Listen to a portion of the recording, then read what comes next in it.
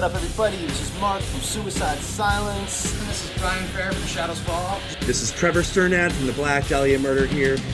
Yo, this is Gary Hall from Exodus and recently retired from Slayer, and Hello, this is Becky Boulder from Hamburg Rebel and Fury.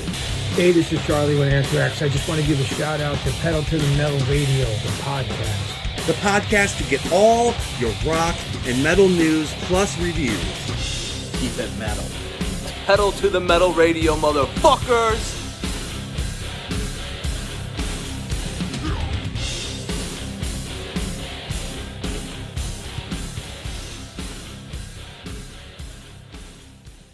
All right, what's up, metalheads and horror fans out there? Remember, there's never been any better of a connection in life other than horror and metal. For some reason, they've always gone together. That's why I love the both of them. Usually, I would do this on my other channel, but I've decided to do it here on Pedal TV. That's right, it's your main man, Eddie Monster here, and today we have a special edition of Eddie's Top 5. That's because we are doing the top 5 Friday the 13th movies. Because after all, it is Friday the 13th. So happy Friday the 13th to everybody. Now, you would ask me, what kind of connection do you have to the Friday the 13th franchise? Well, I have met a shit ton of people. Starting from part 1, we have myself and Adrian King, as you can see here. I believe this was one of the last Rock and Shocks that ever happened. Then I have myself with Laura Park Lincoln. Rest in peace, Laura Park. We love you. This girl was one of the sweetest. One of the funniest stories I've ever had of this is I was talking to her and I was telling her how much I loved her fight scene with Jason. And Kane Hodder is literally sitting like across from me. And she goes, "Hey, Kane." And he's like, "Yeah, Lar." And she goes, "This kid over here says you're a pussy." And it was one of the funniest moments because, of course, I also met Kane Hodder, as you can see. And if you've ever been choked by Kane, luckily, like me, you know what that experience is all like. But Kane, one of the coolest dudes as well. So there you go. I've always had such a cool connection. Then I've met guys like CJ Graham, absolutely awesome, one of the coolest dudes on the planet. We have finally Tom Matthews from Part 6, and some of my other favorite horror films like Return of the Living Dead's 1 and 2. So, yeah, I say I'm up there. And not to mention right now, I'm going to show you this. This is some of my prized possessions right here. This is the original Friday the 13th.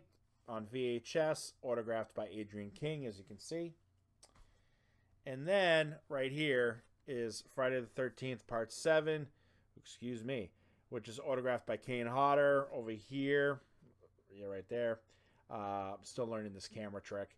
And then I got Laura Park Lincoln across the side, and then John Bugler, whatever his name was. I can never say his name right. The director from Part 7 who passed away. I also met him. And when I met him, he was kind of like, I don't want to say sickly, but he didn't look too good. So I didn't take a picture with him, but I met him. Anyway, so with that being said, this is probably going to be a controversial list. Some of you might agree. Some of you might not agree. If you don't, oh well, it's just my fucking opinion. And remember, opinions are like assholes. Everybody's got one, including yours truly. So take my advice, take it or leave it. Do what you want with it. But this is my list. My definitive list, and I have reasons for why I love every film that I do. I don't know. And strong connection as a kid with this franchise. So coming in at number 5, I've got Friday the 13th, Part 8, Jason Takes Manhattan. This was essentially the first Friday the 13th movie, not that I watched, but it's probably the first one that I enjoyed. And that I didn't stop watching it and I was like, I'm afraid to go to sleep tonight, which is the previous films, because my brothers liked to torture me when I was a kid and they would show me all the Friday the 13th movies. So yeah, number 5 Jason Takes Manhattan. Features some of my favorite scenes, like the head coming off and spinning, and then magically going into the dumpster, and then the dumpster closing, which, remember, wasn't supposed to happen, but when it happened, the directors were like, oh, we got to use that. So some of my favorite stuff. And then who cares how Jason got from, Crystal Lake to Manhattan? I don't give a shit. Suspend belief, whatever it may be. That's just my opinion. Again, take it or leave it. Coming in at number 14th, there are people that bitch that Jason's not in this movie, right? It's like bitching about Michael Myers not being in Halloween 3. Halloween 3 is a fantastic film on its own. Fuck you if you don't think so. That's my opinion. But Friday the 13th is an awesome fucking movie. It's what started it all. Betsy Palmer fucking ruled. The whole movie ruled. Seeing Tom Savini's knuckles later on being like, oh, my head is gone. I love those moments, and I love this movie, and I think it's awesome. It's awesome. It set the tone for the rest of the franchise, in my opinion. At number 3 is Friday the 13th, Part 3. And I remember one time I got the 3D version of this on DVD, and I watched it, and it was cool. But for some reason, I've always loved this film because of the final girl in this one. And that is because of Dana Kimmel. I don't know what it is about her, but the first time I saw her on screen, I was like, this girl is beautiful and amazing, and I just loved her, dude. Like, she is my favorite Friday the 13th final girl, besides Lara Park Lincoln. Don't get it twisted. I love Lara Park. She's a sweetheart. But I'm sure Dana Kimmel is in real life, too. I still have yet to meet her. I'd love to meet Dana Kimmel. But the film also features Tracy Savage. Love Tracy Savage. Also beautiful. Just an amazing film. I liked it. It took a little bit of a weird turn there with Jason and Dana. Like, that whole dynamic was a little weird, but whatever. Again, suspend belief. It's horror. It's what you're supposed to do. So there you go. Got it at number 3. One of my faves. Probably an unpopular opinion, most likely.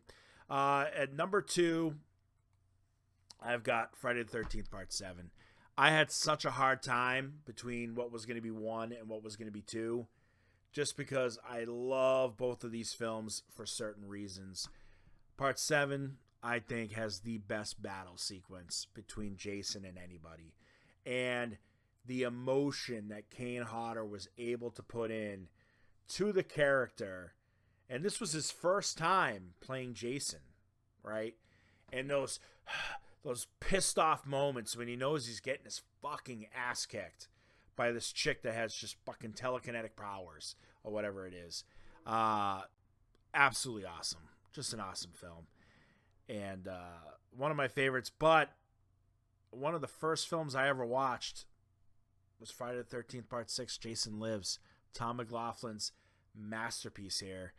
The first time we get zombie Jason, and what my opinion is one of the coolest fucking looks.